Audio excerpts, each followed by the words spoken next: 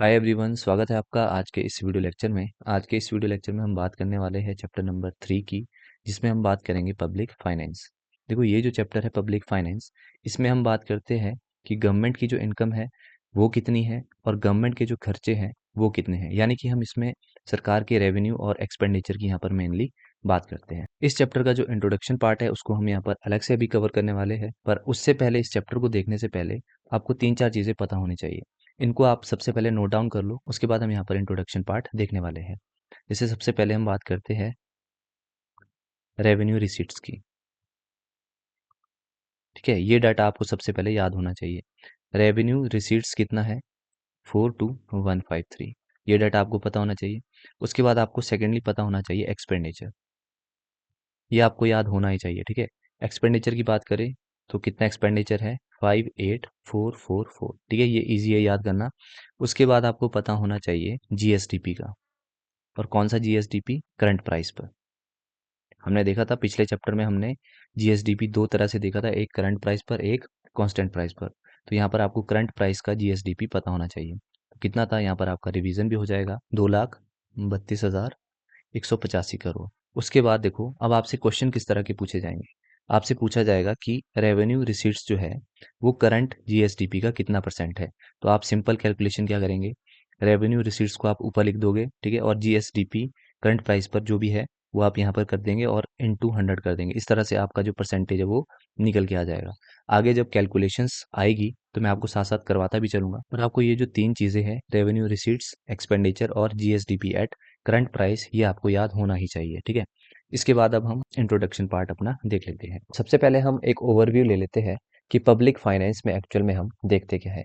तो public finance में हम दो चीज़ों की बात करते हैं, एक तो सरकार की कमाई कहाँ से है, ठीक है, उसके लिए हम देखते हैं रेवेन्यू रिसीट्स, और दूसरा कि सरकार का जो खर्चा है उसके लिए हम बात करते हैं एक्सपेंडिचर की। ठीक है, तो सबसे पहले हम बात करते हैं रेवेन्यू रिसीट्स की। तो रेवेन्यू रिसीट्स का मतलब है कि सरकार की जो कमाई है वो कहाँ से है। ठीक है, तो इसमें हम दो तरह से पढ़ते हैं, एक तो टैक्स रेवेन्यू और दूसरा है नॉन टैक्स रेवेन्यू।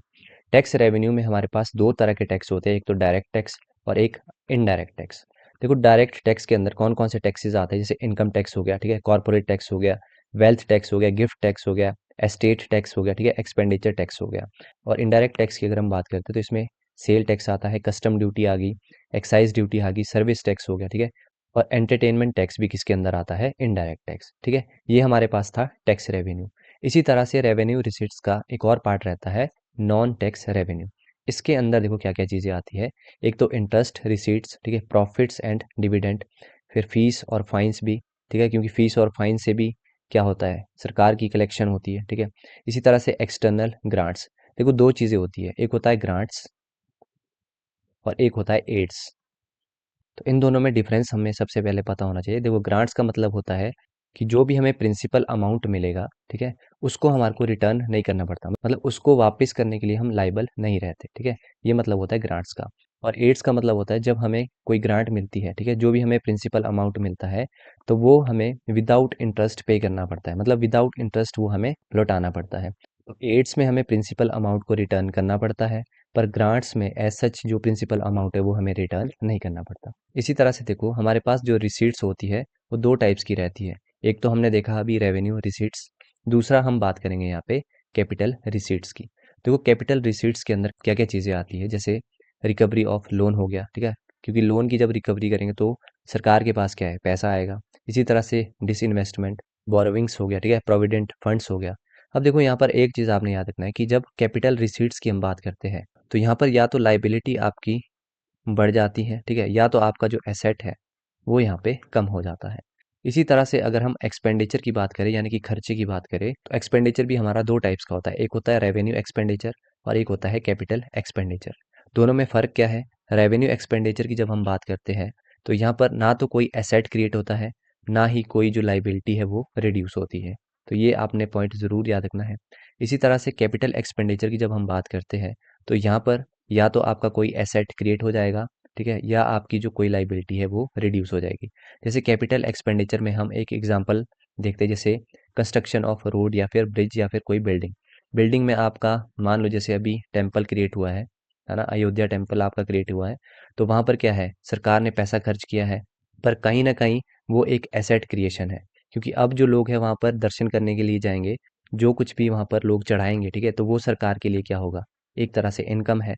तो इस तरह से कैपिटल एक्सपेंडिचर वो होता है जहाँ पर आपका खर्च करने के बाद कोई ना कोई जो एसेट है वो क्रिएट होता है, और जो आपकी लाइबिलिटी है, ठीक है, जो आपने खर्च किया है, वो बाद में कहीं ना कहीं जाके रिड्यूस हो जाएगी, ठीक है। अब कुछ एक एग्जांपल्स हम इसके देखते हैं, जैसे payment of interest, payment of salaries and pensions, ये किसके अंदर आ रहे हैं, रेवेन्यू एक्सपेंडिचर। और ग्रांट्स एंड सब्सिडीज, अब देखो जैसे आप पेंशन या सैलरी देते हो, तो इससे आपका कोई एसेट क्रिएट नहीं हो रहा, ठीक है, ना ही कोई जो आपकी लाइबिलिटी है वो रिड्यूस हो रही है, तो ये किसके अंदर आते हैं, रेवेन्यू एक्सपेंडिचर। इसी तरह से एजुकेशन एंड हेल्थ सर्विसेज और डिफेंस, ठीक है। इसी तरह से अगर हम कैपिटल एक्सपेंडिचर की बात करते हैं, तो इसमें कंस्ट्रक्शन ऑफ रोड बिल्डिंग्स, है ना, purchase of land and machineries, investment in shares, loans to states and foreign government, repayment of loans, तो ये सारे किसके पार्ट है, कैपिटल एक्सपेंडिचर। तो यहाँ पर बस आपको जनरल सा आइडिया लेना था। वो जनरल सा आइडिया क्या था, जैसे हम पब्लिक फाइनेंस पढ़ते हैं, तो स्टेट के पास कमाई कहाँ से होती है, ठीक है, यानी कि रेवेन्यू सरकार के पास कहाँ से आता है, और दूसरा हम यहाँ पे बात करते हैं सरकार के खर्चे की, यानी कि एक्सपेंडिचर। तो ये हमने यहाँ पे जनरल सा ओवरव्यू लिया था। जैसे रेवेन्यू रिसीट्स की हम बात करते हैं, तो दो टाइप्स की हमने देखी थी, एक तो रेवेन्यू रिसीट्स, ठीक है, और दूसरा हमने देखा था यहाँ पे कैपिटल रिसीट्स। इसी तरह से एक्सपेंडिचर भी आपके दो टाइप्स का है, एक रेवेन्यू एक्सपेंडिचर और एक है कैपिटल एक्सपेंडिचर। तो बस इतनी सी नॉलेज हमने यहाँ पे देखी थी। और रेवेन्यू रिसीट्स भी हमने दो टाइप्स का देखा था, एक तो टैक्स रेवेन्यू रिसीट्स, ठीक है, और दूसरा नॉन टैक्स रिसीट्स, ठीक है।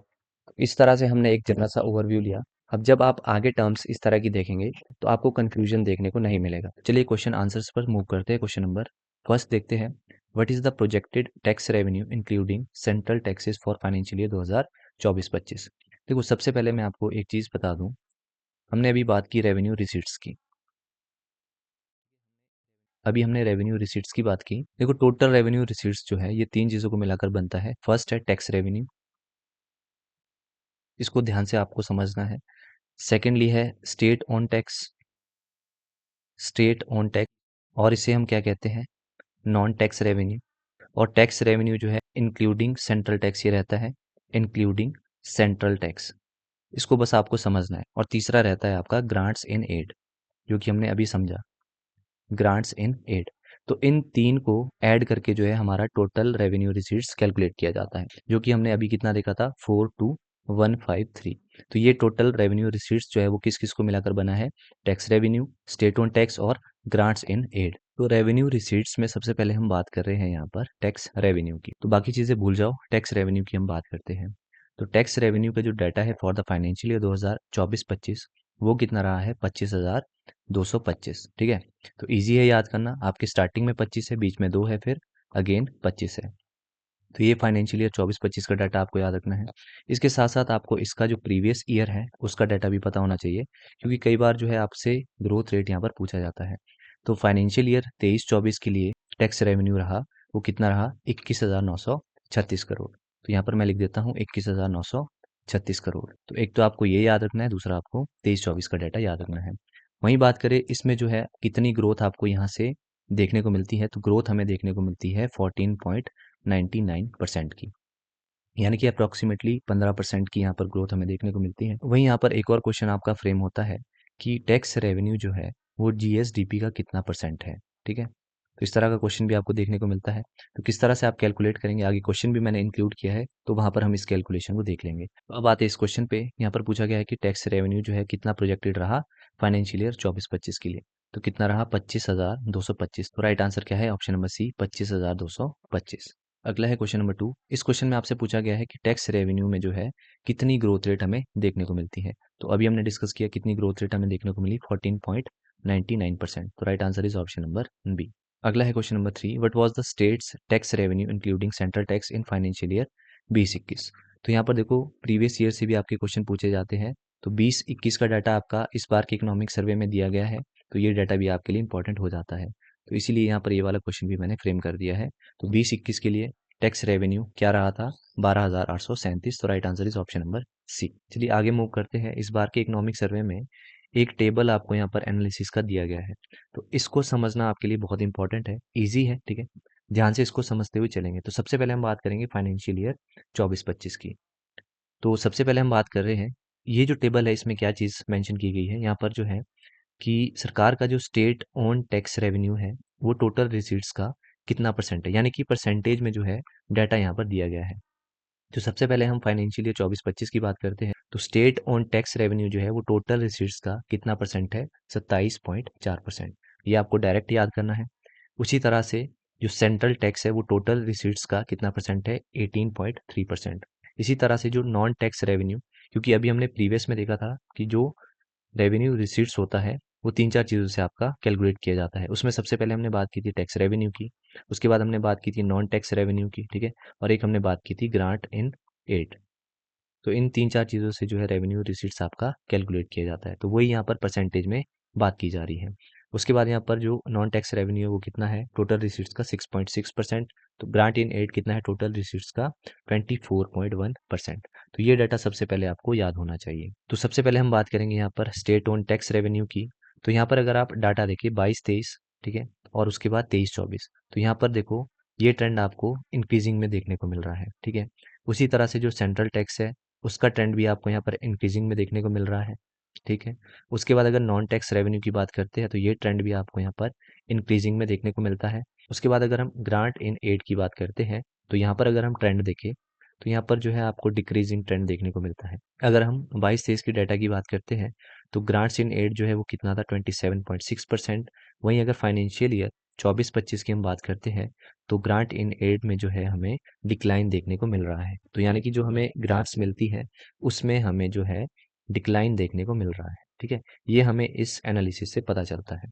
ये हमने देखा डिक्रीजिंग और इंक्रीजिंग ट्रेंड जो कि इस टेबल से देखा। उसके बाद देखो एक और चीज़ हमने यहाँ पर नोट करनी है, इस तरह से भी आपका क्वेश्चन फ्रेम हो सकता है।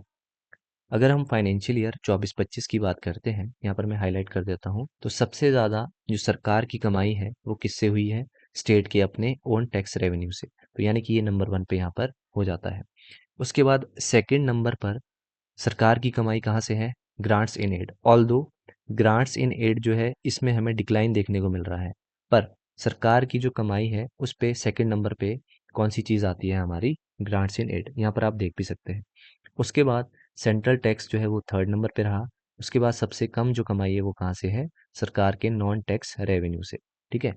तो ये ट्रेंड भी आपको यहाँ पर सीखने को मिलता है। इसी बेसिस पर आपके एमसीक्यूज जो है वो पूछे जाते हैं, जो कि मैंने यहाँ पर इंक्लूड कर दिए हैं। चलिए क्वेश्चंस पे मूव करते हैं, देखते हैं क्वेश्चन नंबर 4। यहाँ पर पूछा गया है what is the projected percentage of state own tax revenue to total receipts in financial year 2024-25। देखो इस क्वेश्चन में आपसे पूछा गया है कि फाइनेंशियल ईयर 24-25 में स्टेट ओन टैक्स रेवेन्यू जो है वो टोटल रिसीट्स का कितना परसेंट है। तो ये डाटा हम ऑलरेडी देख चुके हैं, कितना परसेंट है, 27.4%। तो इसका राइट आंसर है ऑप्शन नंबर बी। अगला क्वेश्चन है क्वेश्चन नंबर 5। इस क्वेश्चन में क्या पूछा गया है कि जो सेंट्रल टैक्स रेवेन्यू है वो टोटल रिसीट्स का कितना इंक्रीज देखने को मिलता है फाइनेंशियल ईयर 24-25 में as compare to financial year 22-23। तो यहाँ पर देखो आपके पास एक तो 2022 और 23 का डाटा आपको पता होना चाहिए और एक आपको 2024 और 25 का डाटा पता होना चाहिए। तो सेंट्रल टैक्स रेवेन्यू में यहाँ पर मैं लिख देता हूँ सेंट्रल टैक्स रेवेन्यू। तो 22-23 में ये डाटा था आपका 13%, ठीक है।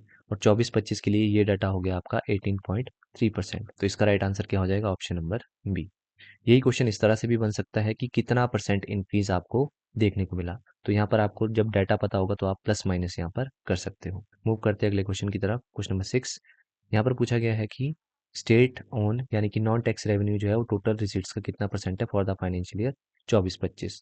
तो नॉन टैक्स रेवेन्यू का डाटा हमने देखा था, जो कि सबसे कम जो है रेवेन्यू जनरेट करता है गवर्नमेंट के लिए वो था 6.6% का। तो right answer is option number C. अगला क्वेश्चन है क्वेश्चन नंबर 7। यहाँ पर पूछा गया है कि ग्रांट इन एड जो है वो टोटल रिसीट्स का कितना डिक्रीज देखने को मिलता है फॉर द फाइनेंशियल ईयर 22-23 से 24-25। तो देखो ग्रांट इन एड जो है सबसे पहले पता होना चाहिए आपको 2022 और 23 का डाटा, और एक पता होना चाहिए 2024 और 25 का डाटा। तो ग्रांट्स इन एड 2022-23 के लिए कितनी थी, 27.6%। 24-25 में ये डाटा रह गया है 24.1%। तो ये डिक्रीज आपको देखने को मिलता है 27.26 से 24.1%। तो right answer is option number A. चलिए आगे मूव करते हैं, यहाँ पर हम बात करेंगे नॉन टैक्स रेवेन्यू की। इससे पहले हम टैक्स रेवेन्यू की बात कर चुके हैं। तो सबसे पहले हम डाटा देख लेते हैं। नॉन टैक्स रेवेन्यू में अगर हम 24-25 के फाइनेंशियल ईयर की बात करते हैं तो ये डाटा है आपके पास 3,641 करोड़। वहीं अगर फाइनेंशियल ईयर 23-24 की बात करते हैं तो ये डाटा है 3,325 करोड़।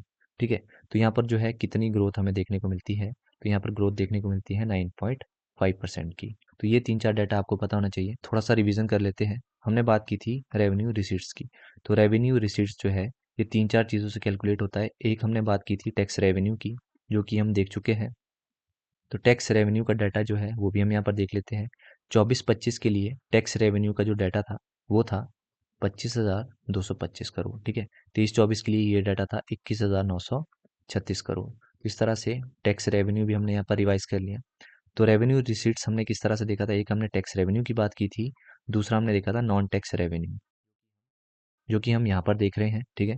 तीसरा हमने देखा है ग्रांट्स इन एड, इसकी हम लेटर में बात करने वाले हैं। तो टैक्स रेवेन्यू आपका क्लियर हो गया, नॉन टैक्स रेवेन्यू जो है वो हमने यहाँ पर समझ लिया। अब आते हैं हम क्वेश्चंस पर। तो यहाँ पर पूछा गया है कि नॉन टैक्स रेवेन्यू जो है फाइनेंशियल 24-25 के लिए कितना है। तो क्या डाटा है आपके पास, 3,641 करोड़। अगला क्वेश्चन है क्वेश्चन नंबर 9। यहाँ पर पूछा गया है कि नॉन टैक्स रेवेन्यू में कितना इंक्रीज आपको देखने को मिलता है 23-24 से 24-25 फाइनेंशियल ईयर। तो आपको जब डाटा पता होगा तभी आप पता कर सकते हैं, नहीं तो डायरेक्ट मैंने फैक्ट्स दिए हैं उनको आप याद कर लो। तो कितनी ग्रोथ रेट हमें देखने को मिलती है नॉन टैक्स रेवेन्यू की, हमने अभी देखा 9.50%। Right answer is option number C. अगला है क्वेश्चन नंबर 10। यहाँ पर पूछा गया है which component is the highest contributor to non tax revenue receipts. Non tax revenue receipts में सबसे हाईएस्ट कंट्रीब्यूटर कौन सा रहा है, इकोनॉमिक सर्विसेज। तो right answer is option number D. अगला है क्वेश्चन नंबर 11। यहाँ पर पूछा गया है कि 2023-24 में नॉन टैक्स रेवेन्यू कितना रहा। तो नॉन टैक्स रेवेन्यू का डाटा था 3,325 करोड़। तो right answer is option number C. Growth कितनी रही एक बार रिवाइज कर लो, 9.50%। चलिए आगे मूव करते हैं। आगे हम बात करेंगे ग्रांट इन एड की। तो यहाँ पर जो है आपको सबसे पहले फाइनेंशियल ईयर 23-24 का डाटा याद रखना है, कितना है 15,185 करोड़। फाइनेंशियल ईयर 24-25 की बात करते हैं तो ये डाटा है 13,287 करोड़। तो हमने जब ट्रेंड भी देखा था तो ग्रांट इन एड में हमने बात की थी कि यहाँ पर जो है हमें डिक्रीजिंग यानी कि डिक्लाइन जो है देखने को मिल रहा है। ठीक है। इसीलिए 23-24 में ग्रांट इन एड आपको ज़्यादा देखने को मिलती है एज कम्पेयर टू 24-25। आगे हम मूव करते हैं अगले क्वेश्चन पर, क्वेश्चन नंबर 12। यहाँ पर पूछा गया है what is the projected grant in aid for Himachal Pradesh in financial year 24-25। इस क्वेश्चन में पूछा गया है कि 24-25 के लिए प्रोजेक्टेड ग्रांट इन एड क्या है। तो अभी हमने डाटा देखा कितनी है 13,287 crore. Right answer is option number B. एक बार में आपको डाटा याद नहीं होगा, बार बार आपको इसको रिवाइज करता रहना पड़ेगा। इसीलिए मैं आपको बार बार कहता हूँ कि अगर आप इन वीडियो सीरीज़ की पीडीएफ लेना चाहते हैं तो आप हमारे टेलीग्राम चैनल को ज्वाइन कर सकते हैं, जिसका लिंक आपको डिस्क्रिप्शन में मिल जाएगा, या आप डायरेक्ट टेलीग्राम पर @शर्मा 1394 सर्च कर सकते हैं। तो वहाँ पर आप पर्सनली कॉन्टैक्ट मुझे कर सकते हैं। इसके साथ साथ ही हमारी HPGK की 1000 MCQs की बुक भी आती है। अगर आप इसको भी परचेस करना चाहते हैं तो वो भी आप ले सकते हैं। और जैसे कि आपको पता है कि HPPSC के द्वारा पेपर 1 कंडक्ट करवाया जाता है।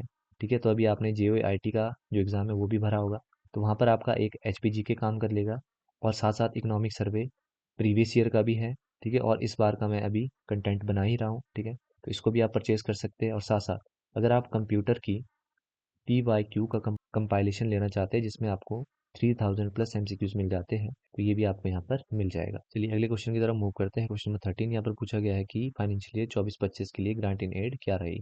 तो वो डाटा था 15,185 crore. Right answer is option number B. अगला है question number 14। What is the trend in grant in aid allocation for Himachal Pradesh from financial year 23-24 to 24-25। तो देखो 23-24 से 24-25 के लिए जो है हमें डिक्लाइन देखने को मिलता है, यानी कि डिक्रीजिंग ट्रेंड हमें देखने को मिलता है। तो right answer is option number B. अगला है क्वेश्चन नंबर 15। यहाँ पर पूछा गया कि what is the decrease in grant in aid from financial year 23-24 to 24-25। तो 23-24 का जो डाटा है वो कितना था, ये आपको सबसे पहले पता होना चाहिए, 15,185 करोड़। और 23-24 के लिए ये डाटा है 13,287 करोड़। तो कितना डिक्रीज आपको देखने को मिलता है, इसको आपने सिंपली माइनस कर लेना है, 1898 करोड़। तो right answer is option number B. यही डाटा जो है आपका परसेंटेज में भी पूछ सकते हैं, तो परसेंटेज निकालनी आपको आनी चाहिए। आगे आपके पास एक छोटा सा टॉपिक है, यहाँ पर पूछा जा सकता है कि कितनी लोन्स की रिकवरी हमें देखने को मिलती है फाइनेंशियल ईयर 24-25। तो कितनी रिकवरी हमें देखने को मिलती है 28 करोड़ की। तो इसका राइट आंसर क्या है, ऑप्शन नंबर सी। आगे हमारे पास एक और टेबल यहाँ पर गिवन है। अगर आप इस टेबल को यहाँ पर समझ जाते हैं तो मोस्ट ऑफ द MCQs जो आपके हैं वो आपके यहाँ पर कवर अप हो जाएंगे। तो आइए इस टेबल को समझते हैं। सबसे पहले देखो हमने बात की थी रेवेन्यू रिसीट्स की। तो रेवेन्यू रिसीट्स 2024-25 फाइनेंशियल ईयर के लिए कितना रहा है, 42,153। ठीक है, तो ये डाटा मैंने स्टार्टिंग में भी आपको बताया था, एक बार फिर से हम यहाँ पर डिस्कस कर रहे हैं। उसके बाद देखो हमने बात की थी कि जो रेवेन्यू रिसीट्स है ये आपके दो तीन चीज़ों को कैलकुलेट करके बनता है। जैसे टैक्स रेवेन्यू बात की थी, नॉन टैक्स रेवेन्यू की हमने बात की थी। ठीक है, तो इसी तरह से इस टेबल में टैक्स रेवेन्यू भी आपके पास गिवन है, कितना डाटा है 25,225 करोड़। ठीक है, इसी तरह से नॉन टैक्स रेवेन्यू कितना है 3,641।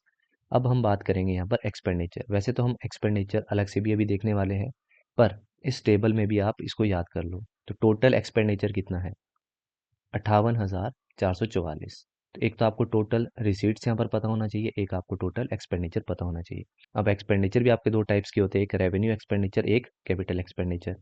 तो रेवेन्यू एक्सपेंडिचर कितना है 46,667 और कैपिटल एक्सपेंडिचर कितना है आपका 6,270।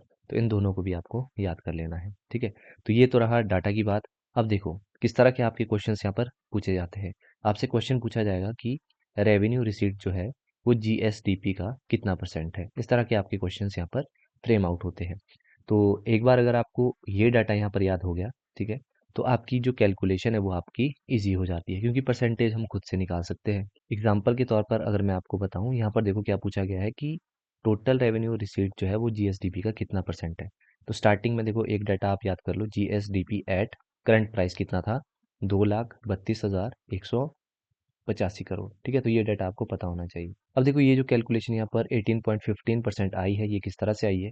यहाँ पर बात हो रही है रेवेन्यू रिसीट की।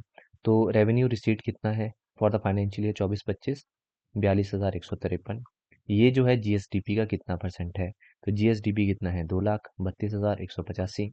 परसेंटेज निकालनी है तो मल्टीप्लाई कर दो 100 से। तो जब आप इसको कैलकुलेट करेंगे ये निकल के आ जाएगा आपका 18.15%। तो आपके पास बेस्ट ऑप्शन क्या है, ये डाटा यहाँ पर सारा याद कर लो।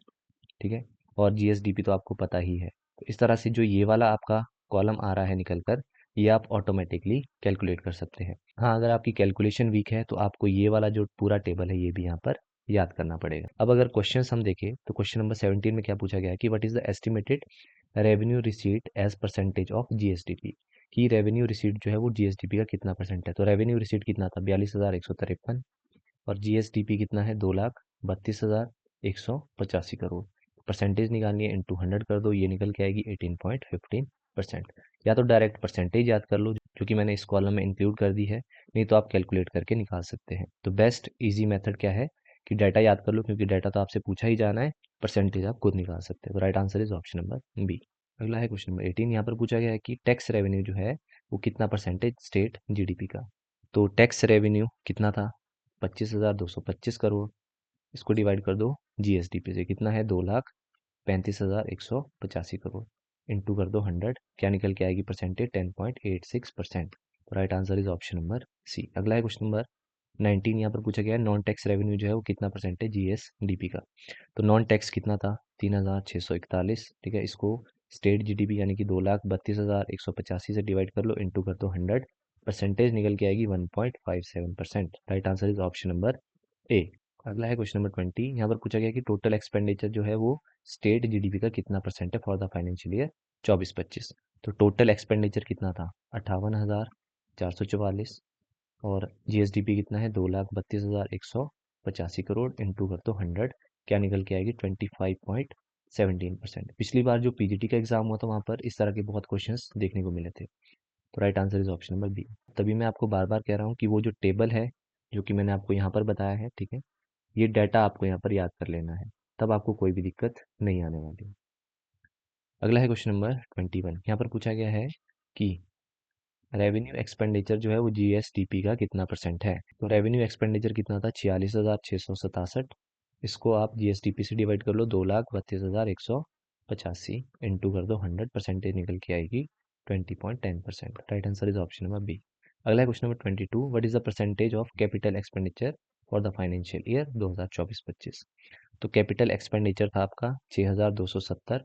इसको जीएसडीपी से कर लो 2,32,185 इंटू कर लो 100, क्या निकल के आएगी 2.70%। तो आपके लिए यहाँ पर दो डाटा इंपॉर्टेंट है, इसको आप फटाफट से रिवाइज कर लो। एक बार रिवाइज करते हैं, एक तो रेवेन्यू एक्सपेंडिचर कितना है और एक कैपिटल एक्सपेंडिचर कितना है। इसको भी आपको याद करना बहुत इंपॉर्टेंट है। तो रेवेन्यू एक्सपेंडिचर है 46,667 और कैपिटल एक्सपेंडिचर कितना है 6270। तो ये दो डाटा आपके लिए इंपॉर्टेंट हो जाते हैं। आगे हम अब एक नए टेबल की बात करेंगे। यहाँ पर हम बात करने वाले हैं गवर्नमेंट के एक्सपेंडिचर की। कहाँ कहाँ पर जो गवर्नमेंट है वो खर्चा करती है उसका हम यहाँ पर डिटेल में एनालिसिस करने वाले हैं, और किस तरह से एक्सपेंडिचर बेसिस पे क्वेश्चंस पूछे जाते हैं उनको भी हम यहाँ पर देखने वाले हैं। तो सबसे पहला तो आपको डाटा याद रखना है, टोटल एक्सपेंडिचर जो है इस बार का 2024-25 फाइनेंशियल ईयर वो कितना रहा है 58,444। ये हमने बहुत बार डिस्कस कर रखा है। उसके बाद देखो रेवेन्यू एक्सपेंडिचर ऑलरेडी डिस्कस कर रखा है, कितना है 46,667। कैपिटल एक्सपेंडिचर कितना है 6,270। इसी तरह से सरकार ने एजुकेशन के ऊपर कितना एक्सपेंडिचर किया है 9,812। ये डाटा आपको याद रखना है। इसी तरह से हेल्थ सेक्टर पर सरकार ने कितना एक्सपेंडिचर किया है 3,390। तो ये जो दो डाटा है ये आपके लिए इंपॉर्टेंट बन जाते हैं। इसी तरह से लोन और एडवांसेस पर कितना किया है 29। ये देखो ये जो पूरा डाटा ये आपका करोड़ में है, ठीक है, तो यहाँ पर मैंने ऑलरेडी मेंशन कर रखा है। उसके बाद अगर पब्लिक डेप्ट की बात करते हैं यानी कि रिपेमेंट्स की बात करते हैं तो कितना डाटा है ये 5,478। एक बार आपने यहाँ पर रीडिंग मार लेनी है, जैसे ही आप क्वेश्चंस प्रैक्टिस करेंगे साथ साथ आपके यहाँ पर डाटा याद होता चलेगा। अब देखो जो यहाँ से क्वेश्चंस फ्रेम होते हैं किस तरह से फ्रेम होते हैं, आपसे पूछ लिया जाएगा कि रेवेन्यू एक्सपेंडिचर जो है वो टोटल एक्सपेंडिचर का कितना परसेंट है। तो अभी तक प्रीवियसली हम बात कर रहे थे जीएसडीपी का कितना परसेंट है। अब हम बात करेंगे कि जो एक्सपेंडिचर है यानी कि जैसे रेवेन्यू एक्सपेंडिचर कैपिटल एक्सपेंडिचर वो टोटल एक्सपेंडिचर का कितना परसेंट है। तो डिवाइड में हम सिर्फ एक्सपेंडिचर का जो अमाउंट है वो डालेंगे, उसी तरह से हम परसेंटेज कैलकुलेट करते जाएंगे, ठीक है। पहला क्वेश्चन है question number 23, what is the total government expenditure estimated for financial year 24-25। तो कितना टोटल गवर्नमेंट एक्सपेंडिचर है 58,444 crore. Right answer is option number B. अगला क्वेश्चन है क्वेश्चन नंबर 24। यहाँ पर पूछा गया है how much total expenditure is allocated for revenue expenditure in the financial year 24-25। तो 24-25 के लिए रेवेन्यू एक्सपेंडिचर क्या रहा है 46,667 करोड़। बहुत बार डिस्कस कर रखा है। Right answer is option number B. अगला क्वेश्चन नंबर 25। यहाँ पर पूछा गया है कि रेवेन्यू एक्सपेंडिचर जो है वो टोटल एक्सपेंडिचर का कितना परसेंट है, और कौन से फाइनेंशियल ईयर की बात हो रही है 24-25। तो रेवेन्यू एक्सपेंडिचर था कितना 46,667 करोड़, और टोटल एक्सपेंडिचर कितना था 58,444। जब आप इसकी परसेंटेज निकालोगे तो इट विल कम्स आउट 79.85%, ठीक है। Right answer is option number B. चलिए अगला क्वेश्चन है क्वेश्चन नंबर 26। यहाँ पर पूछा गया है कि कैपिटल एक्सपेंडिचर जो है वो टोटल एक्सपेंडिचर का कितना परसेंट है।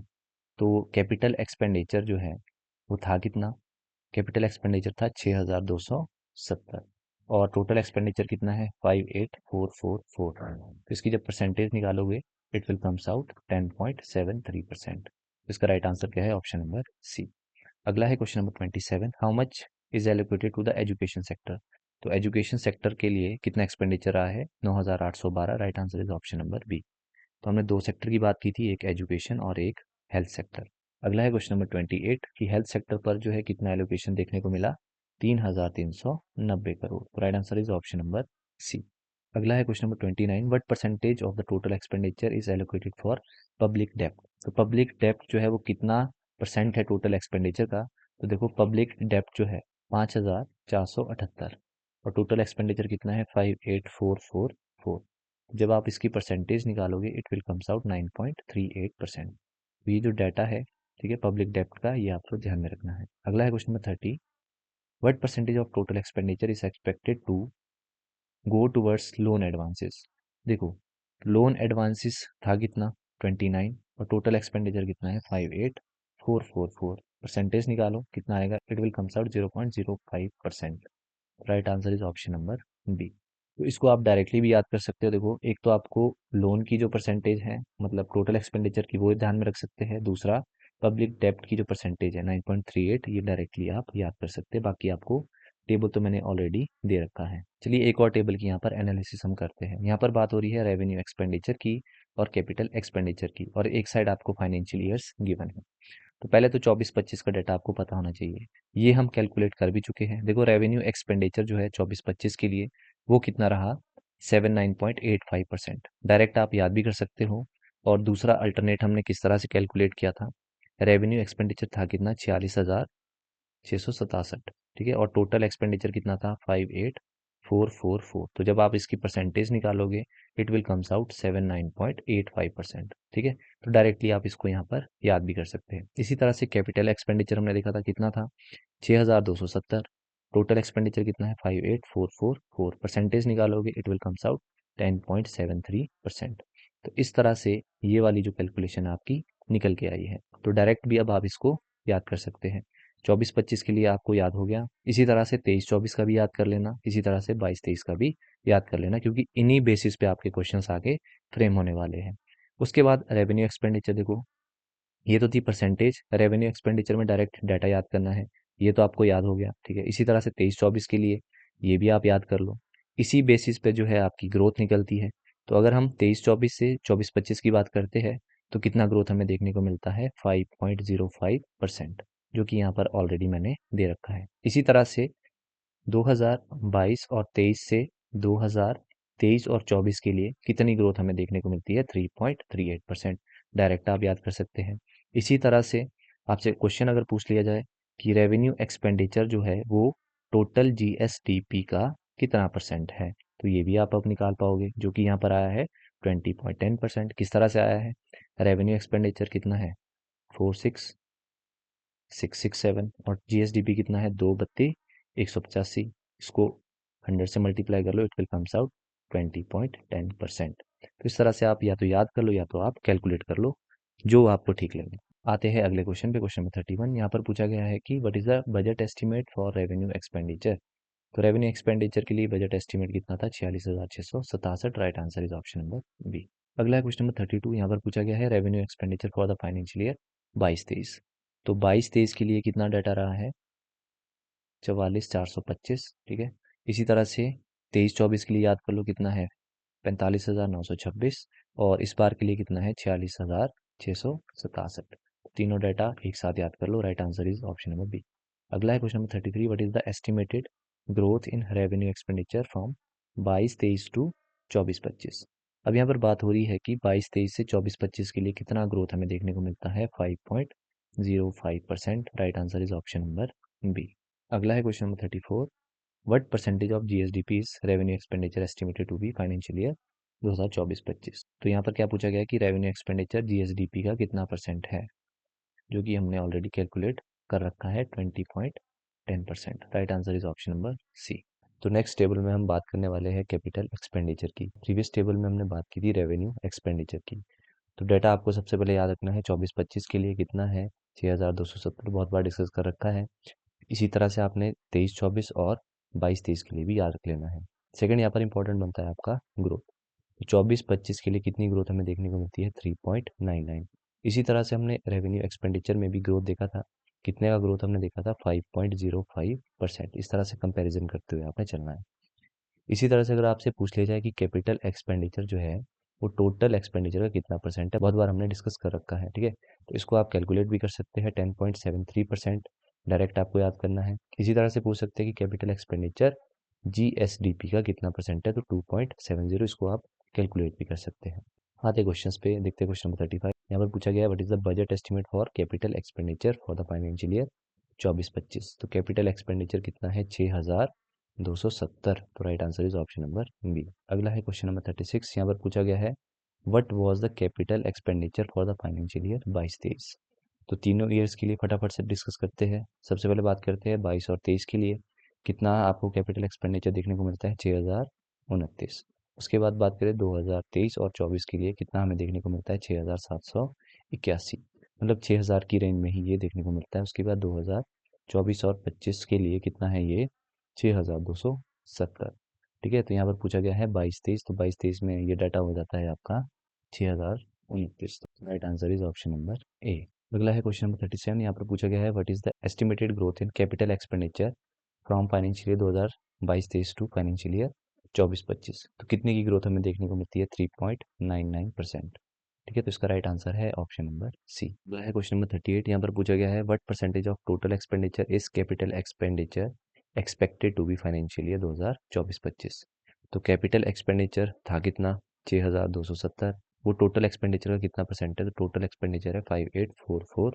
तो जब आप इसको कैलकुलेट करोगे तो it will comes out to be 10.73%। 25%। Right answer is option number B. अगला है question number 39, what percentage of the GSDP is capital expenditure expected to be in financial year 2024-25। यहाँ पर पूछा गया है कि कैपिटल एक्सपेंडिचर जो कि है 6270, वो टोटल जीएसडीपी का कितना परसेंट है। तो जीएसडीपी कितना है 232185 इंटू 100, इसको कैलकुलेट कर लो, it will comes out 2.70%। Right answer is option number B. Next table जो आपके पास इकोनॉमिक सर्वे में गिवन है वो है रेवेन्यू एक्सपेंडिचर का, कि सरकार का जो रेवेन्यू एक्सपेंडिचर है वो कहाँ कहाँ पर कितना कितना है। जैसे सैलरी एंड वेजेस, तो सैलरी एंड वेजेस हम फाइनेंशियल ईयर 24-25 की ही बात करेंगे, क्योंकि इतना डाटा आपको याद करना टफ हो जाएगा, तो 24-25 का एटलीस्ट आपको पता होना चाहिए। तो salary and wages for the financial year 24-25 कितना यहाँ पर एक्सपेंडिचर है, 17,247 करोड़। ठीक है, इसी तरह से पेंशन पर कितना है, 9,961। देखो ये तो आपको सीधा सीधा याद करना ही पड़ेगा, या तो आप ये याद कर लो, ठीक है, या फिर आपको ये क्वेश्चन बनेगा कि सैलरी एंड वेजेस जो है वो टोटल एक्सपेंडिचर का कितना परसेंट है, तो आपको ये वाला कॉलम यहाँ पर याद करना पड़ेगा। तो मेरे हिसाब से आपके लिए बेस्ट है कि आप इस वाले कॉलम को यहाँ पर याद कर लो, ठीक है, क्योंकि ये वाला कॉलम तो हम कैलकुलेशन से निकाल सकते हैं। तो अभी हम कैलकुलेशन भी देखेंगे और इसको और इजी बनाएंगे। तो यहाँ पर फटाफट से बात करते हैं। सैलरी वेजेस आपका हो गया, पेंशन हो गया, ठीक है, इंटरेस्ट आपको याद करना है कितना यहाँ पर एक्सपेंडिचर देखने को मिलता है, टोटल कमिटेड एक्सपेंडिचर। ये सीधा सीधा एग्जाम में आपका पूछा जाता है। टोटल कमिटेड एक्सपेंडिचर वो एक्सपेंडिचर होता है जो सरकार को खर्च करना ही करना पड़ता है। जैसे आपके इंटरेस्ट पेमेंट्स हो गए, ठीक है, ये इसके एग्जाम्पल रहते हैं। उसके बाद सब्सिडी, सब्सिडी में सरकार का रेवेन्यू एक्सपेंडिचर कितना है, 1189 करोड़, ठीक है। इसी तरह से टोटल एक्सपेंडिचर बन जाता है 58,444 करोड़, जो कि हम देखते आ रहे हैं। तो उम्मीद करता हूँ जो तो नोट्स बना रहे हैं वो इस टेबल के नोट्स बना लो, और जो पीडीएफ परचेज करना चाहते हैं उनके लिए मैंने बता दिया, टेलीग्राम चैनल आप ज्वाइन करिए, वहाँ पर आकर मुझे आप पर्सनली कॉन्टैक्ट कर सकते हैं और इस पीडीएफ को ले सकते हैं। इसी टेबल के बेसिस पे आपसे क्वेश्चन पूछे जाएंगे। तो देखते हैं क्वेश्चन नंबर 40। यहाँ पर पूछा गया what is the budget estimate for salary and wages in financial year 24-25। तो सैलरी एंड वेजेस पर कितना यहाँ पर एक्सपेंडिचर हमें देखने को मिलता है, 17,247 करोड़। तो इसका राइट आंसर है ऑप्शन नंबर सी। अगला question number 41, what percentage of total expenditure is allocated for salary and wages. तो सैलरी एंड वेजेस पर एक्सपेंडिचर कितना था, 17,247, अभी हमने देखा। ये टोटल एक्सपेंडिचर यानी कि 58,444 का कितना परसेंट है। तो जब आप इसको कैलकुलेट करोगे इट विल कम्स आउट 29.51%। तो मैंने आपको बताया था कि हम कैलकुलेशन से इस कॉलम को यहाँ पर निकाल सकते हैं। तो यहाँ पर आप देख भी सकते हैं, या तो आप इसको डायरेक्ट याद करो, या फिर आप एक कॉलम याद करो, बाकी की आप कैलकुलेशन कर लो, ठीक है। चलिए क्वेश्चन नंबर 42, यहाँ पर पूछा गया what is the estimated pension expenditure for financial year 2024-25। Pension expenditure हमें देखने को मिलता है 9,961 करोड़ का, ठीक है। तो इसका राइट आंसर क्या है, ऑप्शन नंबर सी। देखो दो आपको याद हो गए, सैलरी एंड वेजेस हो गया, पेंशन हो गया। अगला है 43, what percentage of total expenditure is estimated to be spent on pension. Pension का था कितना, 9,961। एक बार फिर से ये डाटा आ गया, ये टोटल एक्सपेंडिचर का कितना है, तो 58,444 का ये कितना परसेंट है। जब आप इसको कैलकुलेट करेंगे it will comes out 17.04%। Right answer is option number C. अगला है question number 44, what is the estimated committed expenditure in financial 2024-25। ये यहाँ पर इंपॉर्टेंट क्वेश्चन बन जाता है, ठीक है। टोटल कमिटेड एक्सपेंडिचर कितना है, 33,463 करोड़। तो right answer is option number B. अगला है क्वेश्चन नंबर 45, यहाँ पर पूछा गया है कि टोटल एक्सपेंडिचर का कितना है। तो टोटल कमिटेड एक्सपेंडिचर था कितना, 33,463 करोड़, और टोटल एक्सपेंडिचर है 58,444। जब आप इसकी परसेंटेज निकालोगे इट विल कम्स आउट 57.26%। तो अगर आप टोटल एक्सपेंडिचर का टेबल भी देखते हो तो सबसे ज़्यादा सरकार कहाँ पर खर्च कर रही है, टोटल एक्सपेंडिचर पर। एक बार मैं आपको टेबल दिखा देता हूँ। इस कॉलम पर अगर आप नज़र मारेंगे तो यहाँ पर आप देख भी सकते हैं सबसे ज़्यादा जो है आपको टोटल कमिटेड एक्सपेंडिचर ही देखने को मिलता है फर्स्ट नंबर पे। सेकेंड नंबर पे कहाँ पर खर्च हो रहा है, सैलरी एंड वेजेस पर। और तीसरे नंबर पे कहाँ पे खर्च हो रहा है, पेंशन पर। तो यहाँ पर आप देख भी सकते हैं। तो इस क्वेश्चन का राइट आंसर होगा ऑप्शन नंबर सी। अगला है 46, what is the budget estimate for subsidy. तो सब्सिडी पर सरकार जो है कितना खर्च कर रही है, 1189 करोड़, ठीक है। तो इसका राइट आंसर क्या है, ऑप्शन नंबर सी। अगला है question number 47, what percentage of total expenditure is allocated for subsidy in financial year 2024-25। Subsidy पर जो खर्च किया जा रहा है यानी कि 1189, ये टोटल एक्सपेंडिचर का कितना परसेंट है, यानी कि 58,444 से हम डिवाइड करेंगे इनटू 100। तो इसकी कैलकुलेशन निकल के आती है 2.03%। Right answer is option number C. अगला है question number 48, what is the percentage of GSDP attributed to total committed expenditure. तो देखो टोटल कमिटेड एक्सपेंडिचर था कितना, 33463। ये जो है जीएसडीपी का कितना परसेंट है, तो जीएसडीपी कितना है 232185 इंटू 100। तो इसको जब कैलकुलेट करेंगे इट विल कम्स आउट 14.41%। तो right answer is option number C. अगला हमारे पास जो टॉपिक है वो है डेट टू जीएसडीपी रेशो। देखो ये जो टॉपिक है ये है क्या एक्चुअल में, तो डेट आपको पता है जितनी भी आपकी लाइबिलिटी रहती है, तो लाइबिलिटी ओवर जीएसडीपी कितना है उसका रेशो यहाँ पर पूछा गया है और दिया गया है। तो इस तरह के क्वेश्चंस भी आपके बनते हैं। तो इसमें मैंने जो फ्रेम किया है, देखो इसमें जो आपके पास डाटा गिवन है वो आपके पास फाइनेंशियल ईयर 2021-22 और 22-23 के लिए ही सिर्फ दिया गया है। तो इन 2 ईयर्स का डाटा आपको पता होना चाहिए। अगर हम 21-22 के लिए बात करते हैं तो ये रेशो हो जाता है आपका 37.35%।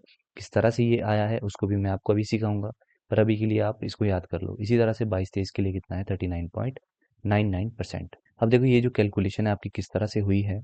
तो सबसे पहले हम बात करते हैं फाइनेंशियल ईयर 2022 और 23 के लिए, ठीक है। तो 22-23 की अगर बात करते हैं तो उस टाइम पर टोटल लाइबिलिटी कितनी है, तो लाइबिलिटी आपको देखने को मिलती है 76,651, ठीक है।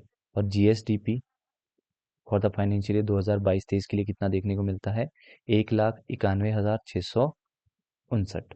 तो इसकी रेशियो अगर आप निकालें तो इसकी रेशियो हो जाएगी 76651 डिवाइडेड बाय 191,659 इंटू कर दो 100 इक्वस टू, तो ये कैलकुलेट होकर कितना आ जाएगा 39.99%। तो इस तरह से जो है डेट टू जीएसडीपी रेशियो हमारा देखने को मिल जाता है, ठीक है। तो आते हैं क्वेश्चन पे, question number 49, what was the debt to GSDP ratio in financial year. Financial year जरूर आपने अच्छे से देखना है कि किस ईयर का आपसे पूछा गया है। तो 22-23 का पूछा गया है, तो 22-23 में अभी हमने कैलकुलेट किया कितना है 39.99%। Right answer is option number B. Liability भी आपको ध्यान में रखनी है, ठीक है, और जीएसडीपी भी इस ईयर का ध्यान में रखना है। अगला है क्वेश्चन नंबर 50। यहाँ पर पूछा गया है what was the debt to GSDP ratio in financial year 2021-22। तो देखो 21-22 में जो आपके पास डेट था यानी कि लाइबिलिटी थी वो कितनी थी, 63,736, ठीक है। इसी तरह से जीएसडीपी कितना है 2021-22 का, 1,70,654। तो इसकी जब आप रेशो निकालोगे तो it will comes out 37.35%। Right answer is option number B. चलिए अगला टेबल जो हम एनालिसिस यहाँ पर करने वाले हैं वो है debt position of the state. देखो इसमें आपको लास्ट जो फाइनेंशियल ईयर दिया गया है वो है 2022 और 23। तो आपको सिर्फ 22 और 23 का डाटा मोस्टली जो है यहाँ पर ध्यान में रखना है।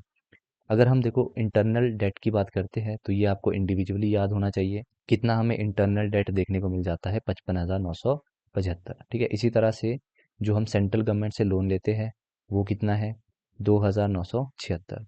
इसी तरह से इंटरनल डेट प्लस जो हमने सेंट्रल गवर्नमेंट से लोन ले रखा है उसका अगर हम टोटल करें तो हमारे पास पब्लिक डेट यहाँ पर निकल के आता है, ठीक है। तो अगर आप इन दो को ऐड करेंगे यहाँ पर तो ये फिगर आ जाती है आपकी 58,951। तो इस तरह से आपको इंटरनल डेट भी पता होना चाहिए और सेंट्रल गवर्नमेंट से कितना हमने लोन ले रखा है वो भी आपको पता होना चाहिए, और पब्लिक डेट कितना बनता है ये भी आपको पता होना चाहिए। इतना आपको क्लियर है। इसके बाद आते हैं हम public accounts and other liabilities, वो हमें देखने को मिलती है 17,700। इसी तरह से अगर हम पब्लिक डेट प्लस जो भी हमारी लाइबिलिटीज़ है अगर हम इनको कैलकुलेट करें, इनको ऐड करें, तो हमारे पास टोटल लाइबिलिटीज़ निकल के आती है जो कि है 76,651। ये डाटा आपके लिए इंपॉर्टेंट बन जाता है, ठीक है। अभी तक हमने देखा भी था प्रीवियस क्वेश्चन में जब हमने डेट टू जीएसडीपी रेशियो निकाला था, तो टोटल लाइबिलिटीज आपको याद रखनी है 76,651। इसी तरह से 22-23 के लिए जो जीएसडीपी रहा वो है 1,91,659। अब ये जो कॉलम है डेट टू जीएसडीपी रेशियो ये आप इजीली कैलकुलेट कर सकते हैं। किस तरह से, जो आपके पास लाइबिलिटी गिवन है और उसका कॉरस्पॉन्डिंग जो ईयर का जीएसडीपी है उससे आपको सिर्फ डिवाइड करना है, ठीक है। तो लेटर में हम इसकी बात भी करेंगे। तो एक एक करके क्वेश्चंस देखते हैं। Question number 51, what was the total public debt in financial year 2022-23। क्योंकि लास्ट जो है आपको फाइनेंशियल ईयर 22-23 ही दिया गया है, इसीलिए क्वेश्चन भी आपके 22-23 से ही पूछे जाएंगे। बाकी पूछ तो कुछ भी सकते हैं, ठीक है। तो टोटल पब्लिक डेट जो है 2022-23 में कितना हमें देखने को मिलता है, तो ये फिगर है 58,951। तो right answer is option number B. अगला है question number 52, what was the internal debt in financial year 2022-23। देखो पिछले क्वेश्चन में टोटल पब्लिक डेट पूछा गया था, तो इसमें जो है आपके लोन्स और जो इंटरनल डेट है ये ऐड करके यहाँ पर फिगर बनती है। पर यहाँ पर आपके पास इंडिविजुअली इंटरनल डेट पूछा गया है जो कि था 55,975। तो right answer is option number C. अगला क्वेश्चन है क्वेश्चन नंबर 53। यहाँ पर पूछा गया है how much did the state borrow from central government in financial 2022-23। तो सेंट्रल गवर्नमेंट से 2022-23 तक कितनी बोरोइंग्स हमने ले रखी है? 2,976। तो right answer is option number C.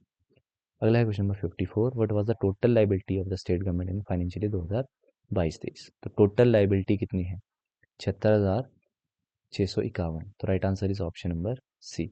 अगला है question number 55। What was the debt to GSDP ratio in financial year 2020-21। तो यहाँ पर देखो 20-21 का डाटा पूछ लिया गया है, तो यही डाटा आपसे 2022 और 23 के लिए भी पूछ सकते हैं। तो 20-21 के लिए डेट टू जीएसडीपी रेशियो कितना रहा? 40.15%। ठीक है। इसी तरह से 22-23 की बात करें तो ये रेशो अभी हमने बहुत बार डिस्कस कर रखा है, 39.99%। ठीक है। और 2021 और 22 के लिए भी याद रख लो कितना है, 37.35%। तो तीनों ईयर्स का डेट टू जीएसडीपी रेशो आपको पता होना चाहिए। Right answer is option number C. अगला क्वेश्चन है क्वेश्चन नंबर 56। यहाँ पर पूछा गया in which physical year did the debt to GSDP ratio reach its highest point. तो अभी हमने तीनों ईयर्स का डेट टू जीएसडीपी रेशो देखा। लेटेस्ट बात करें 2022-23, ठीक है। उसके बाद हमने देखा 2021 और 22, उसके बाद हमने देखा था 2020 और 21। तो 22 और 23 के लिए कितना है? 39.99%। 21-22 के लिए कितना है? 37.35%। और 20-21 के लिए देखा था 40.15%।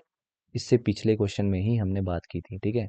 तो सबसे हाईएस्ट कहाँ पर देखने को मिलता है? 2020-21। तो इस तरह के क्वेश्चंस भी बनते हैं, इसीलिए मैंने ये वाला क्वेश्चन यहाँ पर इंक्लूड कर रखा है, ठीक है।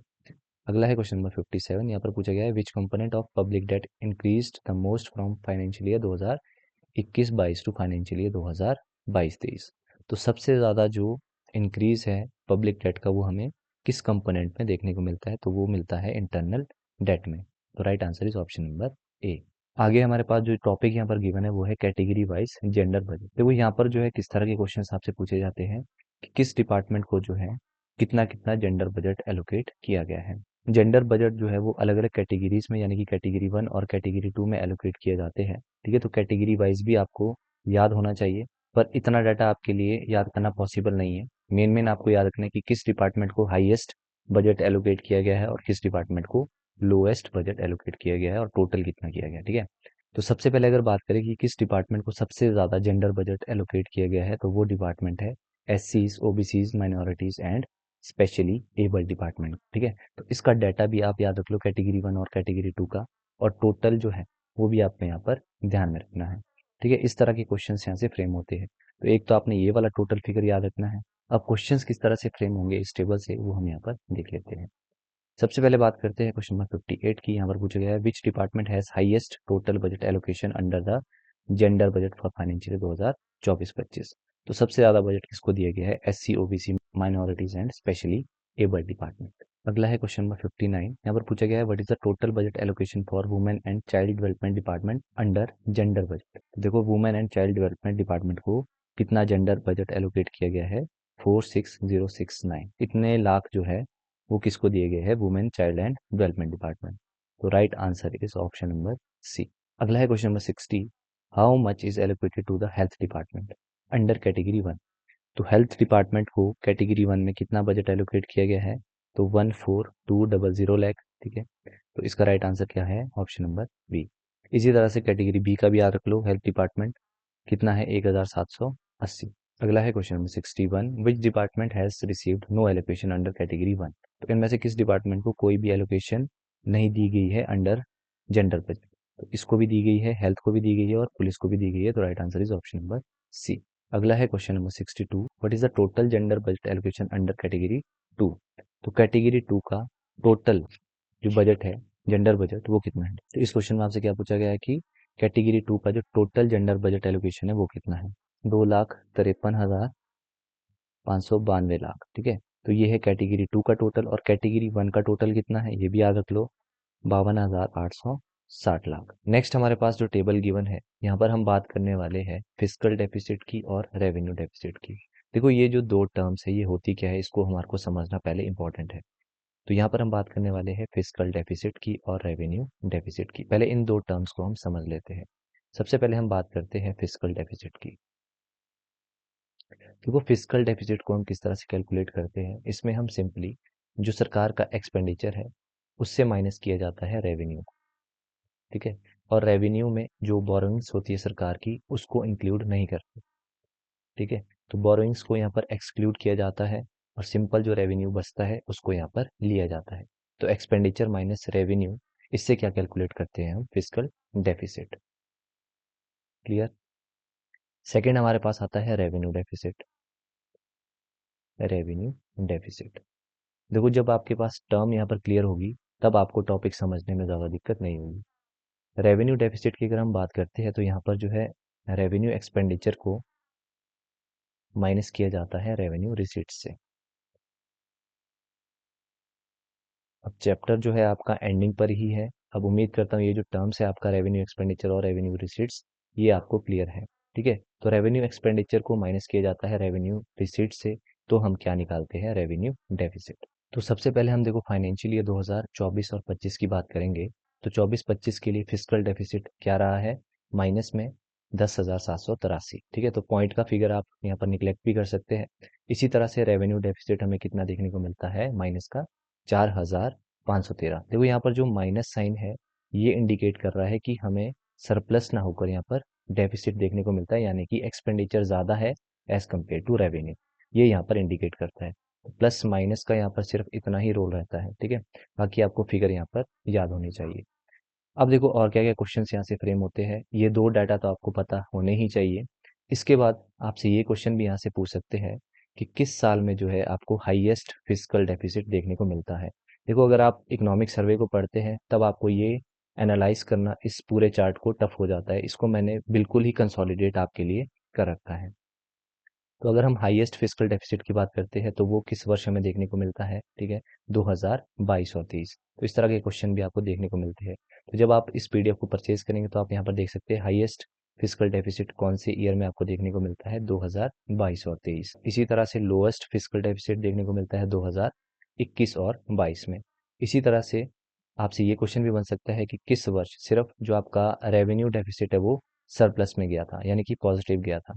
तो वो गया था वर्ष 2021 और 22 में। तो इस तरह से आप देख सकते हैं कि किस टेबल में मैंने मेंशन कर रखा है।